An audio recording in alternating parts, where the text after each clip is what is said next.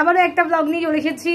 আর কিছুক্ষণ পরেই ঝড় আসতে চলেছে, মানে রাত্রিবেলা আসছে এটা বেশি ভয়, দিনের বেলা আসলে এতটা ভয় লাগে না, কারণ অনেকে ঘুমায়, তো তখন যদি ঝড়টা আসে তো তা টের পাবে না, অনেক ক্ষয়ক্ষতি হতে পারে, মানুষের অনেক ক্ষতি হতে পারে।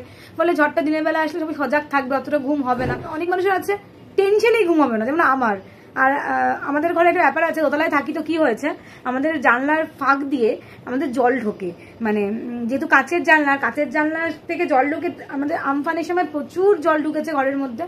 তো এবার ওই টেনশনই রয়েছে যে ঘরের মধ্যে না জল ঢোকে।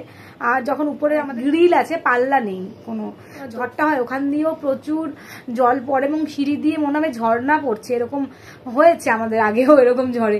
তো সেইগুলো নিয়ে খুব টেনশনে আছে, মানে প্রচুর কাজ বেড়ে যায় ঝড় আসলে। মানুষদের জন্য খুব দুঃখ লাগে যাদের বাঁধের পাশে বাড়ি, তো সেক্ষেত্রে কি হয়, বাঁধ ভেঙে যায়, বাঁধ ভেঙে তাদের গ্রাম ভেসে যাচ্ছে, বাড়িঘর ভেঙে যাচ্ছে, ডুবে যাচ্ছে, মানে এগুলোর জন্য সত্যি মনটা খারাপ লাগে। তো যাই হোক, এইসব তো এক সাইডে রাখলাম, আরেক সাইডে ঝড় বৃষ্টি হলে কি খেতে ইচ্ছে করে, চটপটি খাবার। তো ওই চটপটির জন্য আমার বর বলেছে আজকে চিকেন পকোড়া খাবে, তো চিকেনও বাড়িতে নিয়ে এসেছিল, তো আমি রেখে দিয়েছিলাম ফ্রিজের মধ্যে, তো এখন আমি পকোড়া বানাবো। আর এই ব্লগটা দেখতে থাকো, খুব মজা হতে চলেছে। বাইরের পূর্বাভাস তোমাদের দেখাই, জাস্ট দেখো এখন সন্ধ্যাবেলা আর কেমন ভাবে হাওয়াটা দিচ্ছে, তাগুলো কেমন নড়াচড়া করছে, এখনই কি অবস্থা।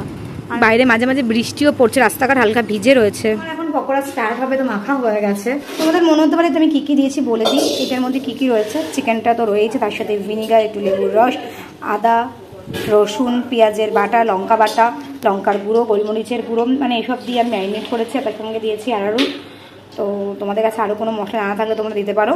তো এখানে একটু তেল গরম করতে দিয়ে দিয়েছি, এখানে তেলটা গরম হলে ছেড়ে দেবো। আর এখানে অলরেডি সকালবেলা আমি একটু বেগুনি করেছিলাম, সেই তেলটাই বেঁচেছিল, তো সেই তেলেই আমি ভেজে নিচ্ছি। ভাজা তেল বেশি খাওয়া ভালো না, আর এতটা তেল নষ্ট করতে সত্যিই খারাপ লাগছে, তাই জন্য এই তেলেই করে নিচ্ছি।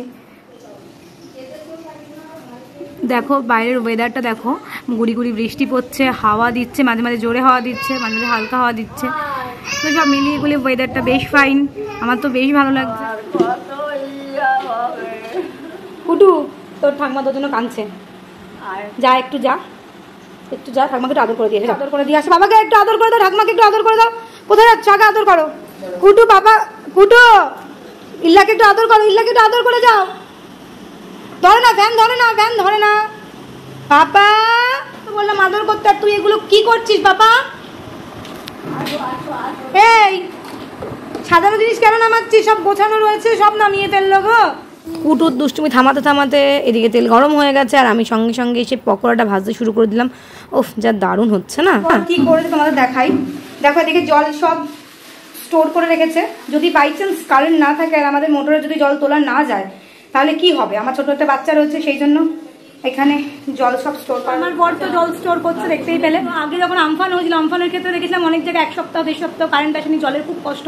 তো আমরা সেই সময়ও নিজেদের সেফটি হিসেবে আমরা নিজের ব্যবস্থা করে রেখে দিয়েছিলাম, জল তুলে রেখে দিয়েছিলাম, সব জিনিসের চার্জের দরকার আছে সেই সব জিনিস চার্জ করে রেখেছিলাম, তো সবই মোটামুটি করে রেখেছিলাম। তো এই বছরও আমরা সেইটাই করে রাখছি। আর আমরা শুক্লাদিকেও ছেড়ে দিয়েছি এই মুহূর্তে, কারণ শুক্লাদিকে বাড়ি চলে গেছে, কারণ ওর বাড়ি একদম বেড়ার বাড়ি, হেলে রয়েছে। ওর আগে আমফানের সময় ওর বাড়ি অনেকটাই ক্ষতিগ্রস্ত হয়েছিল, এবারও মানে নর্মাল ঝড়েই ওর একটা চালা পড়ে গেছিল, আর এখন তো এটা বিশাল একটা ঝড় আসছে, তো এতে ওর বাড়ির কি ক্ষতিগ্রস্ত হবে আমি জানি। তো আমি বলেছিলাম যে তোমরা সব ফ্যামিলি শুধু আমার বাড়ি চলে আসো, তো বলছে না আমি আসবো না, তো ওই বাড়িতেই থাকবো, আর যদি দেখি খুব বেশি হয়ে গেলে পাশে কোনো একটা টাকা বাড়িতে চলে যাবো, কিন্তু প্রশাসন যাই না কেন ওর বাড়িটা এখনো দিচ্ছে না, ওর বাড়িটা দেওয়াটা খুবই দরকার ওর ক্ষেত্রে। আমি নিজে দেখে এসেছি বাড়ির কি অবস্থা। যাই হোক, আমার চিলি চিকেন কমপ্লিট। কেমন লাগছে বলো, এটা হচ্ছে ড্রাই চিলি চিকেন।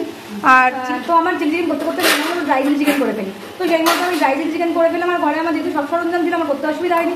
আর আমার কড়াইটিকে নামাতে নামাতে আমার বর নিয়ে চলে গেছে অর্ধেকটা, যে আমি উপরে যাবো তুলবো সেটা সুযোগ হয়। যাই তোমাদেরকে আমি ড্রাই চিলি চিকেনটাই দেখিয়ে দিই। কেমন হয়েছে খেতে? কুটুও খাচ্ছে, একটুখানি দে, একটুখানি দে, ওকে একটুখানি দে। আচ্ছা আচ্ছা আচ্ছা, কি রে কেমন হয়েছে খেতে? ভালো। এই রিন্টি হাতে করে নিয়ে খাচ্ছে কেন? আমি পরে খাবো, টেস্ট করে দেখতে যে আমার ড্রাই চিলি চিকেন রেস্টুরেন্ট টাইপের হয়েছে কিনা। ভালো হয়েছে। তুমি তো খেতে বলো কেমন আছে? কমপ্লিট হলো মোটামুটি, আর একটু রেখে দিয়েছি, রাত্রিবেলা রুটি দিয়ে খাবো, মানে ড্রাই চিলি চিকেন। আর এদিকে কুটুর খাওয়ার টাইম হয়ে গেল, এই কুটুকে খাওয়াতে বসেছি। তো ভিডিওটা আমি এখানেই শেষ করছি।